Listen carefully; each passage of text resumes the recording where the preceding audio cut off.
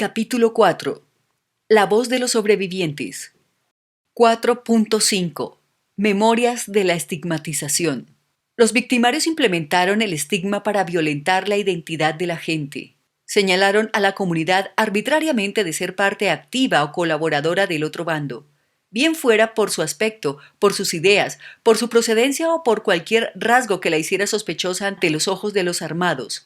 Este estigma que justifica las atrocidades transfiriendo la identidad de los enemigos a la población civil se propagó a los cuerpos, los territorios y los roles sociales. Los grupos armados suelen hacer una cacería de señales en el cuerpo de los civiles que se extiende a los modos de vestir, las conductas y costumbres de la vida de las veredas. Las personas fueron humilladas en relación con sus cuerpos y sus vidas diarias fueron sometidas a constante escrutinio. A los hombres les miraban las manos a ver si eran trabajadores, porque los guerreros tenían que tener las manos ampolladas y todo eso, reventadas. Revisaban los hombros a ver si tenían bien marcados los hombros de cargar los maletines. O si tenían alguna cicatriz, les ponían problema porque decían que la guerrilla tenía cicatrices. Testimonio de mujer del Placer Putumayo. En ocasiones, el hecho de nacer, vivir o viajar a un lugar considerado por los grupos armados del otro bando significó asimilar la coexistencia con la legitimidad, ignorando los límites difusos de la colaboración en un contexto de guerra.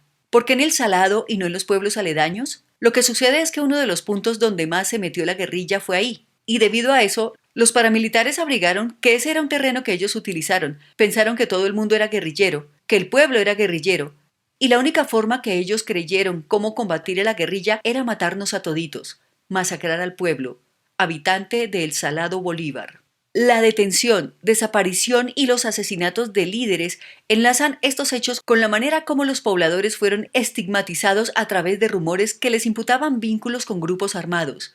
Este estigma se extendió a las organizaciones sociales y comunitarias, a sus acciones colectivas y a sus acompañantes. Es el estigma que se extiende a los roles que marcan la participación social y política en la vida pública. 4.6. Memorias de la dignidad. Sobrevivir, resistir y reconstruir. Los testimonios que se incluyen en este apartado describen cómo sobrevivieron y qué hicieron las víctimas frente a las violencias que sufrieron o de las que fueron testigos. Actos sutiles de protección y resistencia cotidiana, de solidaridad y rescate humanitario, de oposición y resistencia civil, de conmemoración, peregrinación y reconstrucción de memoria, constituyen un legado de esperanza para Colombia.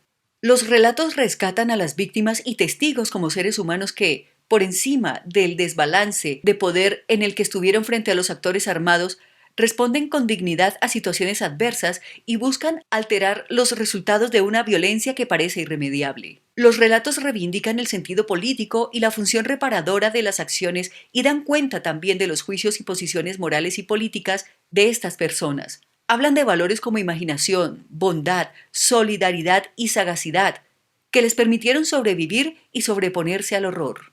Un ejemplo de esta resistencia es la población campesina de la India, en el municipio de Cimitarra en el Magdalena Medio, que en los años 80 vivía en zozobra constante por la presencia de paramilitares, ejército y guerrillas, y los continuos hostigamientos y tortura a los que eran sometidos sus pobladores.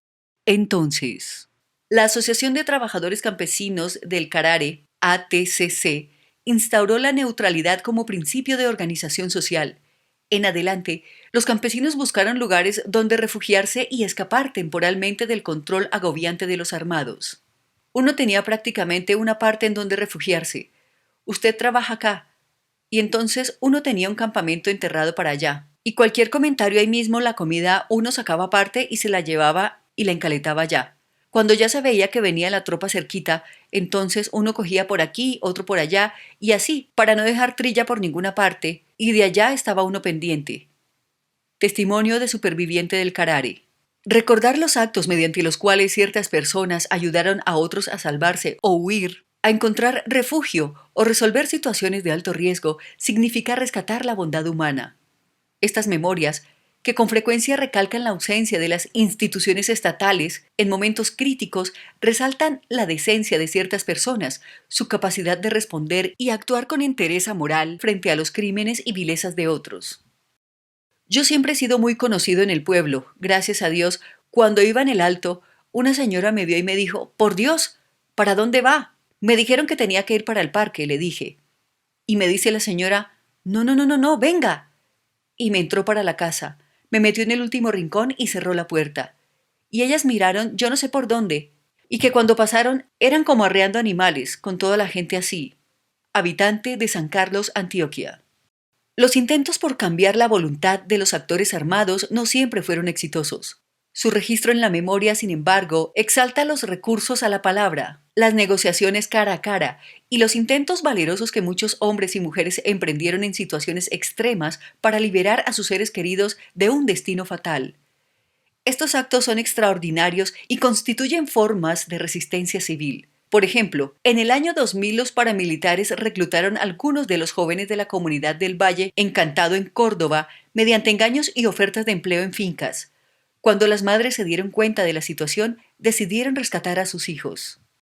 Mi mami convocó a todas las madres y otras mujeres que quisieran ir a buscar a sus hijos y arrebatárselos a los paramilitares. A las 6 de la mañana se emprendió la caminata. Eran cerca de 200 mujeres que se apoyaban unas a las otras para no caer a los charcos de agua en la carretera, que como siempre estaba inservible. Mi madre iba diciendo a las mujeres que no demostraran miedo, que ellos no podían ser tan tontos para matar a tantas mujeres. Cuando el terrible comandante estuvo enfrente de las mujeres, les preguntó qué buscaban, y ellas respondieron en coro, a nuestros hijos. Horas más tarde, las mujeres regresaron al Valle Encantado con sus hijos. Testimonio de hija de una de las líderes del Valle Encantado, Córdoba. Estas memorias además rescatan cómo las personas no sucumbieron frente a la barbarie ni frente al poder de las armas.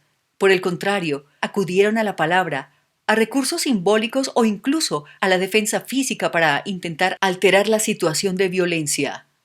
También ha habido acciones que ponen énfasis en el valor, la calidad humana y la rectitud moral de heroínas y héroes anónimos. Este proceso silencioso, en el que se restaura la dignidad de las personas, de sus cuerpos y se facilita el duelo, es también un proceso de reparación social para continuar con la vida diaria y constituye una acción de memoria. Cuando se fueron estos hombres macabros después de la masacre, tuvimos la fortaleza de recoger los hombres del río con el estómago abierto, los cosimos con una aguja capotera y les metimos los intestinos. Fuimos 4 mujeres. Reunimos todos los cadáveres y los llevamos a la plaza de mercado. Luego vino el cuerpo de bomberos, la Cruz Roja y la inspectora de la hormiga, pero no vinieron ni la policía, ni los jueces, ni los fiscales. Entre los más valientes nos dimos a la tarea de arreglar los cadáveres, de coserlos para entregarlos a las personas que quisieran llevarlos. Testimonio de mujeres de El Tigre Putumayo. En muchos relatos hay evidencia de que hubo personas, casi siempre líderes, que encararon de manera frontal a los grupos armados y la violencia, y otros que lo hicieron en defensa propia, como último recurso para salvar la vida. En el testimonio que sigue, una líder del Valle Encantado en Córdoba narra su oposición directa al intento de un paramilitar de degollar a un joven.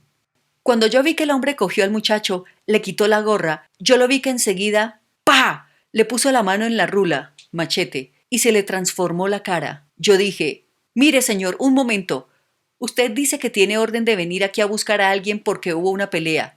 Déjeme decirle a usted, los problemas internos de nosotras aquí en esta comunidad los resolvemos nosotras, porque tenemos la autoridad y tenemos un comité para eso, para resolver nuestros problemas. Este tipo de estrategia de negociación ha marcado la memoria de los sobrevivientes, porque implica un alto riesgo. Un error mínimo podría desatar una respuesta aún más violenta. Sin embargo, estas tácticas también demuestran que quienes las usaban tenían una gran capacidad de evaluación de la situación en la que estaban, tanto en términos políticos como emocionales. También hubo rebeliones y sublevaciones contra los armados como formas de resistencia más directas y temerarias que llevaron a cabo comunidades bajo violencias inclementes y sostenidas. El caso de Libertad, en el Golfo de Morrosquillo, es emblemático al respecto.